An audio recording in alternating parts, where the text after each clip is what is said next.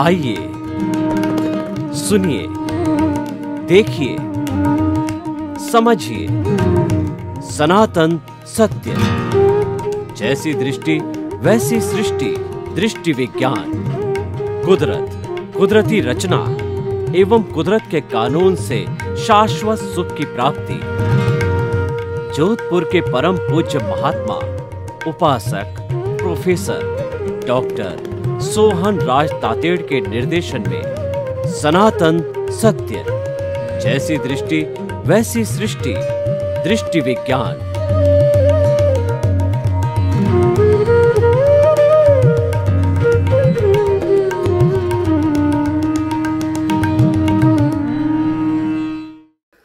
भाई और बहनों, मातृशक्ति को नमन। आज का हमारा बहुत सुंदर विषय अवस्था मात्र कुदरती रचना। ये एक बहुत बड़ा कॉन्सेप्ट है और कई बार ये कॉन्सेप्ट जो है लोगों के गले भी नहीं उतरता है, लेकिन यह सनातन सत्य है। यह कुदरत का कानून है, ये कुदरती रचना से जुड़ा हुआ है।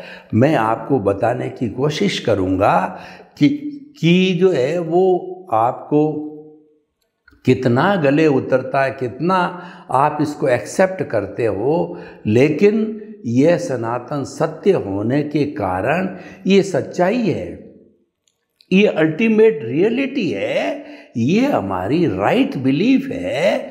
और इस राइट बिलीफ को अगर हम मान के चलते हैं तो स्नेह स्नेह हमें शाश्वत सुख की प्राप्ति हो सकती है। और इसके आधार पर चलने से हमारा वर्तमान का जो मानव जीवन का जो ज्ञान दर्शन है, उसका डेवलपमेंट अगले जन्म में कैरी फॉरवर्ड होता रहेगा। तो हमको जो है ये इस चीज़ को मैं आपको समझाना चाहता हूँ। देखिए कि कुदरत सबसे पहले अवस्था मात्र कुदरती रचना है। तो कुदरती रचना क्या है ये समझना पड़ेगा। इसको समझे बिना हम इस कॉन्सेप्ट को, इस सिद्धांत को, इस सनातन सत्य को नहीं समझ सकते। कुदरत जो हमारे सामने ये जितना वातावरण है, जितना जो पंचभूतात्मक जो ये सारा स्ट्रक्चर है, पृथ्वी जल अग्नि वायु और आकाश, और जिसमें 84 लाख जीवा योनियाँ अपने अपने कर्मों के अनुरूप जो भरण पोषण करती है, जन्म लेती है, वह जो है सारी कुदरत कहलाती है। उसको हम अपनी भाषा में बात करें तो वो संसार है, वो पृथ्वी है, और वह जो है जो ब्रह्मांड है वो कॉस्मॉस है। कुछ भी नाम दिया जा सकता है, लेकिन हमने उसका मुख्य नाम दिया है कुदरत। जो कुछ भी इस ब्रह्मांड में होता है उसकी मालिक कुदरत है। कुदरत क्रिएटर है, ऑपरेटर है और डिस्ट्रॉयर है, और समस्त चीज़ों पे उसका कानून चलता है। मात्र चेतन तत्व है, उस पर कुदरत का कानून नहीं चलता है, क्योंकि कुदरत का कानून जो है वह कुदरत स्वयं वैसे देखें तो वह जड़ है, तो उसका कानून जड़ पर ही चलता है। उसका वर्किंग फील्ड है वो जड़ी है, और हर अवस्था मात्र जो है वह जड़ी होती है, क्योंकि अवस्थाएं हैं वो संजोग के अधीन है। संजोग आते हैं जाते हैं, कौन से संजोग होते हैं हम आपको बताने की कोशिश करेंगे। तो कुदरत को हमने समझा।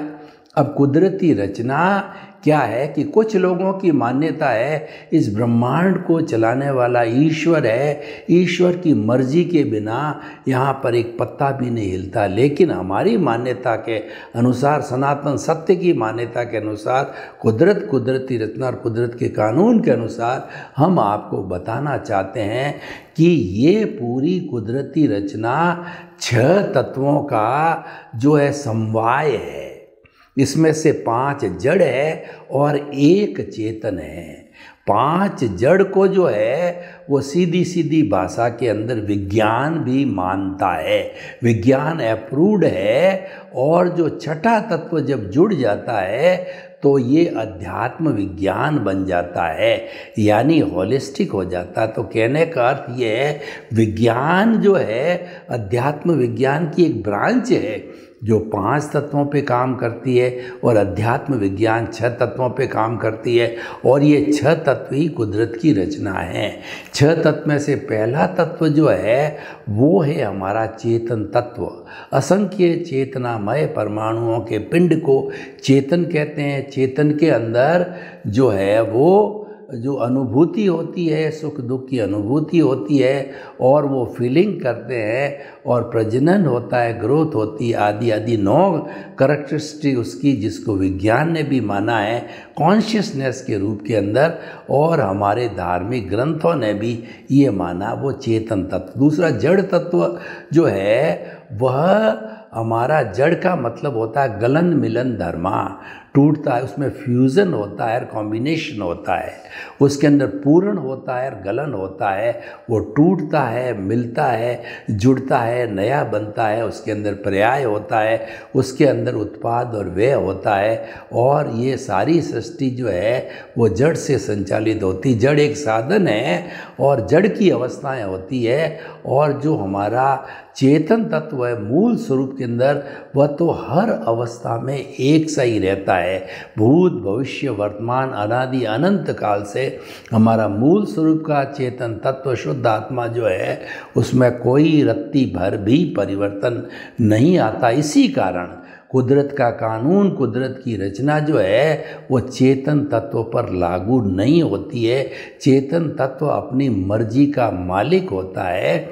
उसी कारण से वो जैसे जैसे हर चेतन प्राणी के अलग अलग भाव होते हैं, तो अलग अलग भावों के कारण अलग अलग उनके कर्म बंद होता है। अलग अलग कर्मों के अनुसार जो उनको पुण्य पाप मिलता है, उनका उदय और प्रारब्ध होता है, उससे विविधता आती है। अब आप देखिए, तो ये हो गया चेतन, दूसरा जड़, और तीसरा सहायक है गति सहायक। कोई भी जड़ और चेतन तत्व गति करना चाहता है, मैं हाथ हिलाना चाहता हूँ, या इस टेबल को एक जगह से दूसरी जगह जाना है, या एरोप्लेन को है, हेलीकॉप्टर को है, या हमारी रेलवे की जो है गाड़ी है उसको कहीं मूवमेंट करना होता है, तो गति सहायक तत्व पूरे ब्रह्मांड में एक सुई की नोक जितनी भी खाली जगह नहीं है जहाँ पर ये 6 तत्व नहीं है, जहाँ पर ये गति सहायक तत्व नहीं है, जिसको मोशन कहते हैं, धर्मास्तिकाय कहते हैं। तो ये मोशन तत्व जो है एक द्रव्य है, और ये शाश्वत है, अनादि अनंत है, अमूर्त है, और ये पौद्गलिक है। और ये इसका लक्षण क्या है कि उदासीन भाव से कोई डिमांड करता है, अंगुली मुझे हिलानी है, मैंने डिमांड किया तो ये हाजिर है अंगुली को हिलाने के लिए। गति सहायक एक होता है, स्थिति सहायक, मेरा हाथ हिल रहा है, गाड़ी चल रही है, फ्लाइट चल रही है, और तो अब कोई पथिक चल रहा है गर्मी में, वो स्थिर होना चाहता है। वो जो है वो अपना कहना चाहिए कि वो जो है पेड़ के नीचे रेस्ट करना चाहता है। स्थिति सहायक अधर्मास्तिकाय उसी रूप में उसके विरोधी तत्व गति सहायक के रूप में मौजूद एक तत्व, और पूरे ब्रह्मांड में पौद्गलिक अनादि अनंत अमूर्त शाश्वत शाश्वत वो हाजिर रहता है। तो ये 4 हो गए। 5वां जो तत्व है वो टाइम तत्व है। टाइम जो है वो हमें वर्तना देता है, अभी 12 बजी, अभी 2 बजी है, और ये हमको सेकंड, मिनट, घंटा और दिन रात, और उसके बाद सप्ताह, उसके बाद में वर्ष, शताब्दी और अवसर्पिणी काल, उत्सर्पिणी काल, पूरा काल चक्र जो है 20 करोड़ सागर का उच्चतम टाइम की अवस्था वर्तना देने वाला, हमको समय बताने वाला टाइम तत्व है। और एक स्पेस तत्व है, आकाश तत्व है, जो हमको अवगाहना देता है। मैं जो बैठा हूँ ये 3 फुट बाई 6 फुट की जगह घेर रहा हूँ, ये टेबल जगह घेर रही है, कैमरा जगह घेर रहा है, तो ये सारी अवगाहना देने वाला हमारा आकाश तत्व है। अगर आकाश तत्व नहीं होता तो आप मेरे पे गिरते, मैं आपके ऊपर गिरता, हमको कोई स्थान नहीं मिलता, और हम कोई भी कार्य नहीं कर सकते, और हम बैठ भी नहीं सकते। तो ये छह तत्वों के समवाय को कुदरती रचना कहते हैं। तो अवस्था मात्र कुदरती रचना आप समझ गए। अब अवस्था मात्र जो है, अवस्था बनती है द्रव्य क्षेत्र काल भाव से अवस्था बनती है। अवस्था को सिचुएशन कहते हैं। सिचुएशन क्या है? अभी मैं यहाँ प्रवचन दे रहा हूँ, ये सिचुएशन है। घंटा भर पहले मैं घर पे था और यहाँ का समय पूरा होने पर मैं पुनः घर चला जाऊँगा। इसका मतलब ये कि अवस्था बदलती रहती है। पहले जब हम जन्म लेते हैं तो हम जो 5-7 साल की उम्र तक बालक रहते हैं और उसके बाद के अंदर हम युवा होते हैं, फिर प्रौढ़ होते हैं, फिर वृद्ध होते हैं और फिर एक दिन दुनिया से चले भी जाते हैं। ये सब अवस्था है। जैसे कि कपड़ा जो है नया नया होता है, वाइट होता है और धीरे धीरे जो है वह उसका कलर चेंज होता रहता है। कोई भी वस्तु है आज जो है मधुर लगती है और धीरे धीरे कई दिन तक जो है उसके स्वाद में चेंज आ जाता है। तो इसीलिए ये सारा जो परिवर्तन होता है ये अवस्था होती है। सर्दी, गर्मी और बरसात, ये जितनी भी ऋतुएं हैं ये सब अवस्था है। ये सब कुदरत के भाग है। ये नदी है, नाले हैं और जो हमारे पेड़ है, पौधे हैं और जितनी भी चारों गति, नरक गति, तिरंज गति, मनुष्य गति, देव गति, एकेंद्रिय, द्विंद्रिय, त्रिंद्रिय, चतुरेंद्रिय, पंचेंद्रिय, जितने भी जीवित प्राणी हैं सब इस कुदरत के अंग है। कुदरत में ही रहते हैं, कुदरत में ही जन्मते हैं, कुदरत में ही कार्य करते हैं। इनकी क्रिएटर, ऑपरेटर, डिस्ट्रॉयर कुदरती है। इसीलिए कहा गया है कि ये जो अवस्था मात्र कुदरती रचना का मालिक है वह कुदरत है। देखिए, अब मैं इससे कॉन्सेप्ट निकल के आया जो बहुत बड़ी समझने की बात है कि देखिए आजकल जो पुरुषार्थ का डंका बजता है और लोग जो है पुरुषार्थ के बहुत आदी हैं और हर व्यक्ति इस दुनिया का नंबर 1 बनना चाहता है, इसीलिए पुरुषार्थ करता है। और किसी व्यक्ति को जो है बात करो कि तुम तरक्की करो तो उसको यही एडवाइस दी जाती, तुम पुरुषार्थ करो, पुरुषार्थ करो, पुरुषार्थ करो। यानी सुबह से शाम तक, जन्म से मृत्यु तक हमें हमारे बड़े लोग, पेरेंट्स है, वही कहते रहते हैं। जिस लाइन के हम व्यक्ति हैं, चाहे पढ़ाई कर रहे हैं, चाहे जॉब कर रहे हैं, कुछ भी, पुरुषार्थ करो, पुरुषार्थ करो। तो अब जो पुरुषार्थ जो है एक कॉमन टर्म बन गई है। तो हम आपको ये बताना चाहते हैं कि जन्म से मृत्यु के बीच का जो स्पान होता है वो हमारा जीवन कहलाता है और ये जीवन हम हमारे पूर्व जन्म में निर्धारित कर देते हैं।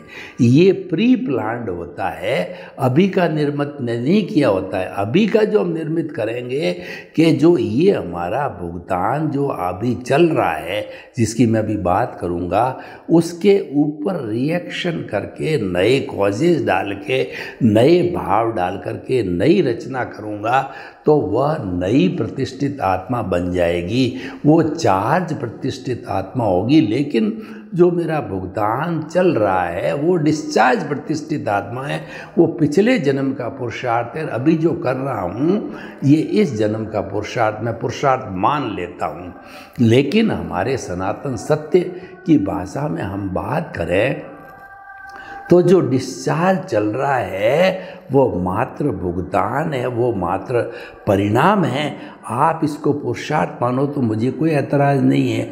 इसीलिए हमने जन भावना का जो है आदर करते हुए इसको रिलेटिव पुरुषार्थ की श्रेणी में डाला, रिलेटिव सत्य की श्रेणी में डाला कि ये पुरुषार्थ तो है, लेकिन ये पुरुषार्थ है भुगतान से जुड़ा हुआ है, मन वचन काया से जुड़ा हुआ है, क्रिया से जुड़ा हुआ है। और हमारा सनातन सत्य जो है इसका मुख्य उद्देश्य ये है कि शाश्वत सुख की नींव लगाना, यानी आपको मुक्ति तक पहुंचाना, आपको emancipation, salvation, free from the all the bondage, स्वनिरीक्षण, स्वपरीक्षण, सेल्फ रियलाइजेशन करना है, आपको सिद्ध बुद्ध मुक्त बनाना है।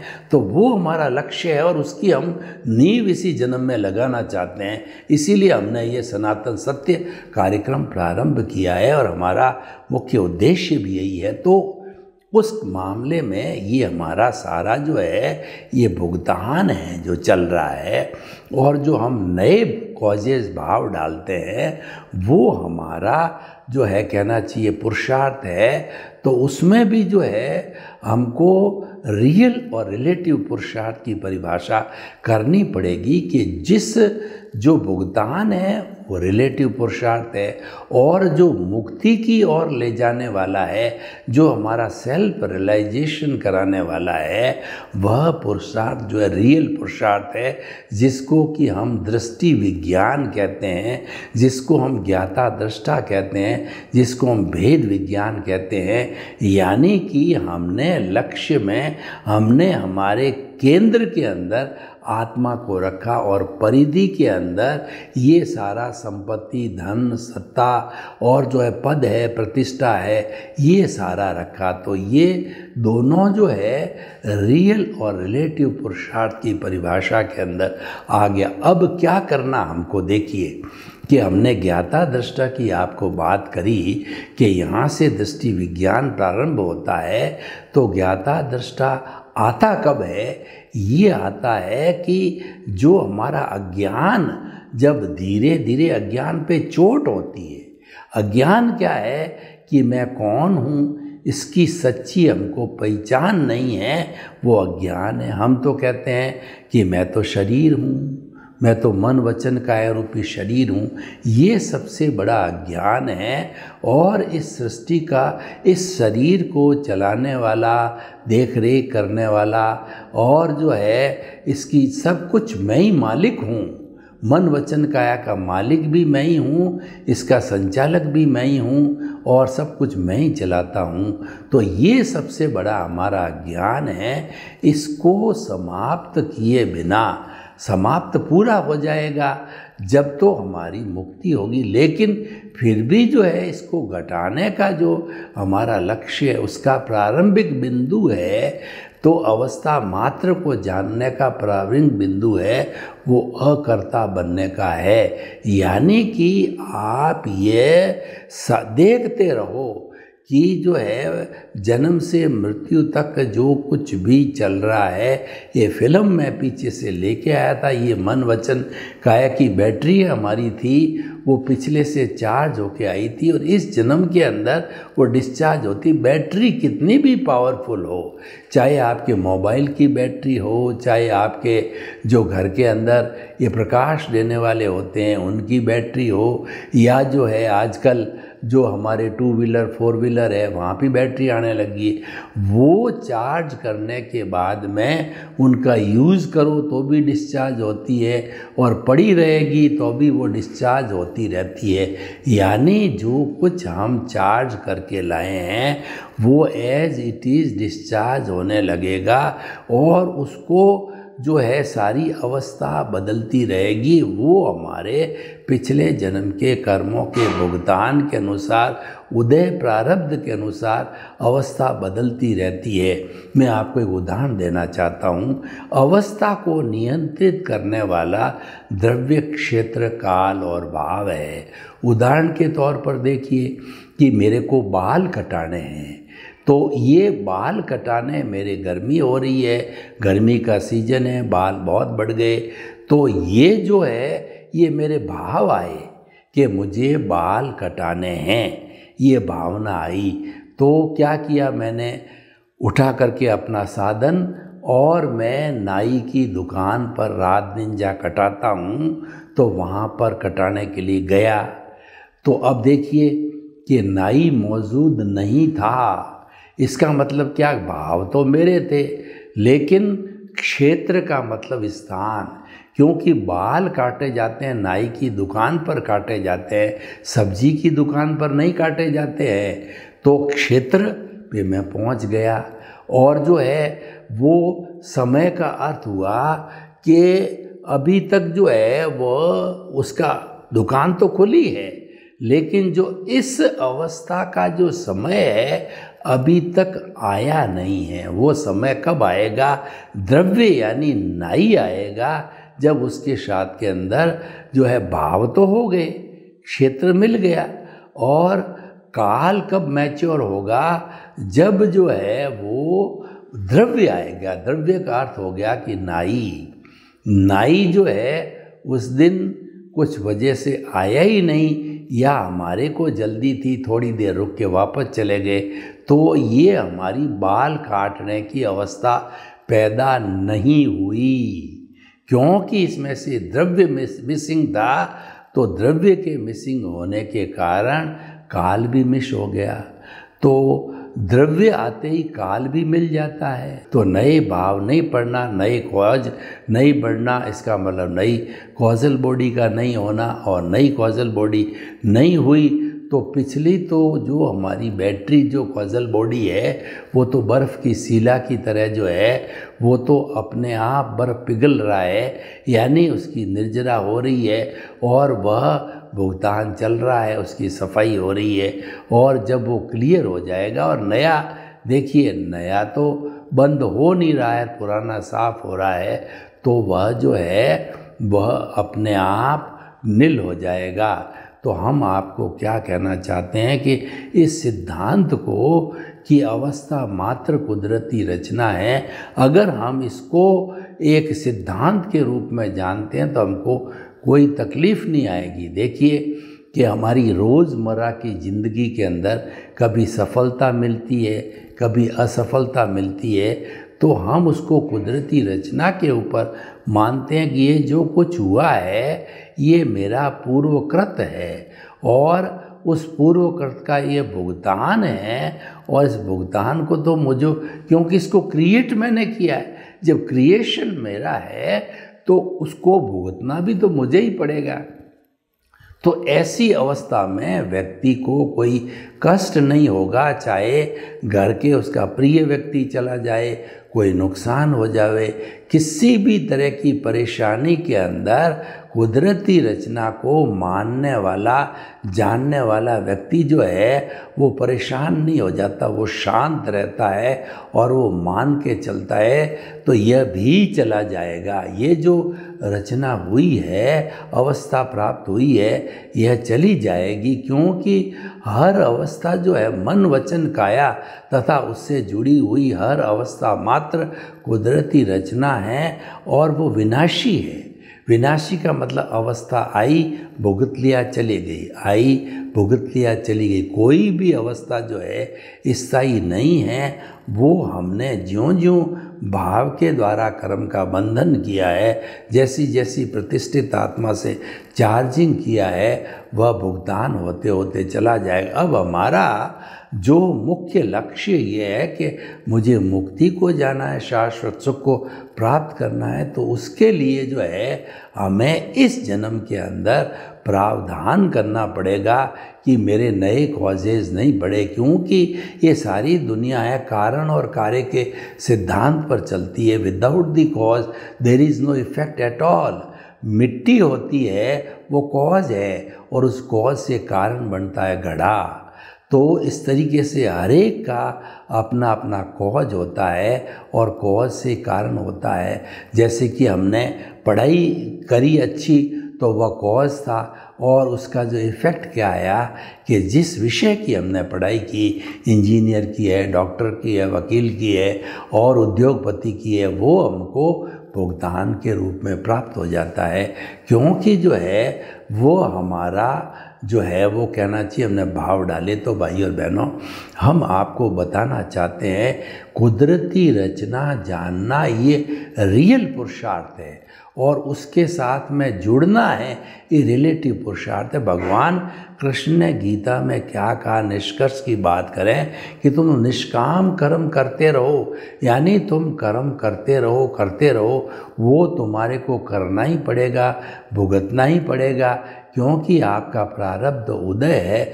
लेकिन ये करते करते जो है आप फल की इच्छा मत करो, आप कर्ता मत बनो कि मैं यही करने वाला मैं ही हूँ और जो है मैंने ही किया है।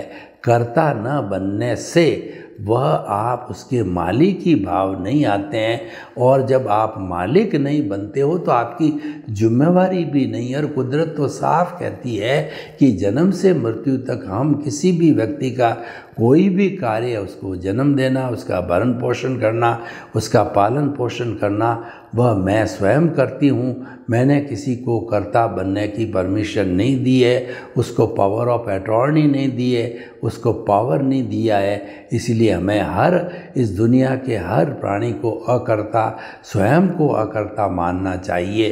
तो ये जो है वो अवस्था मात्र कुदरती रचना है, बहुत ही सुंदर विषय है। और देखिए, एक विषय को हृदयंगम करते हैं और हर अवस्था को हम पार करते जाते हैं। नए कॉज नहीं पढ़ते एक जन्म में, 2 जन्म में, तो धीरे धीरे जो पुराना जो है वो सारा शुद्ध होते होते जो है हम जो है वो हमारे स्वरूप की जानकारी कर लेते हैं। क्योंकि स्वरूप है वो तो 24 कैरेट का सोना है, वो तो मुक्त अवस्था में है ही है। लेकिन इस अज्ञान ने, इस कॉजल बॉडी ने, इस अज्ञानता ने, मिश्र चैतन्य प्रतिष्ठित आत्मा ने हमको जकड़े रखा है। हम उसको देखते जाते हैं, तो उसको देखते देखते क्या होता है कि वह धीरे धीरे शून्य होता जाता है, और हमारा शून्य होकर के और हम लक्ष्य को प्राप्त हो जाते हैं। तो भाई और बहनों, ये बहुत सुंदर विषय है, इसे हम हृदयंगम करना चाहिए। सर्वे भवन्तु सुखिनः, सर्वे सन्तु निरामया। लोक के सब जीवों को सुख मिले, शांति मिले, आनंद मिले, प्रेम मिले, सौहार्द मिले, और सब हम शांतिपूर्ण क्षय स्थिति से भारत में वसुधैव कुटुम्बकम का निर्माण करें। आपके प्रति शुभकामनाएं।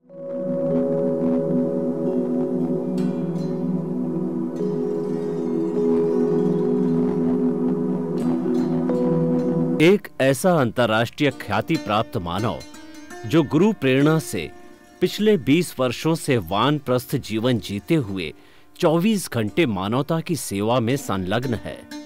एक ऐसा मानव जो अभी राष्ट्रीय, अंतर्राष्ट्रीय टीवी चैनलों पर 7,500 एपिसोड के माध्यम से सनातन सत्य, आत्मविज्ञान एवं पुनरुत्थान, व्यवहार एवं निश्चय जगत के जीवनोपयोगी विषयों पर हृदय स्पर्शी प्रवचन कर चुका है। उस मानव का नाम है महात्मा उपासक प्रोफेसर डॉक्टर सोहन राज तातेड़। प्रोफेसर तातेड़ द्वारा योग, दर्शन, शिक्षा विषयों पर रचित पीएचडी स्तर के 250 शोध ग्रंथ भारत के 100 प्रतिष्ठित विश्वविद्यालयों में शोधार्थी पढ़ रहे हैं, तथा वे सभी शोध ग्रंथ वहां की सेंट्रल लाइब्रेरियों में उपलब्ध हैं। महात्मा सोहन राज ने अभी तक हजारों स्कूलों, कॉलेजों, विश्वविद्यालयों एवं संस्थाओं में सेमिनार, वर्कशॉप, कैंप लगाकर लाखों विद्यार्थियों को योग, दर्शन, शिक्षा का प्रशिक्षण देकर उन्हें सुसंस्कारित किया। डॉक्टर तातेड़ ने भारतीय संस्कृति उत्थान के 4000 से अधिक समसामयिक विषयों पर आर्टिकल लिखकर ऑनलाइन जर्नल, पत्रिकाओं, वेबसाइट्स पर प्रकाशित किया, जिसका उपयोग लाखों पाठक कर रहे हैं। उपासक तातेड़ के 5000 से अधिक आज का सुविचार, आज का शुभ संदेश, आज का मंगल भावना योग आदि चिंतन websites, Twitter, blogger, Facebook, YouTube माध्यमों से लाखों लोग अपना जीवन निर्माण कर रहे हैं।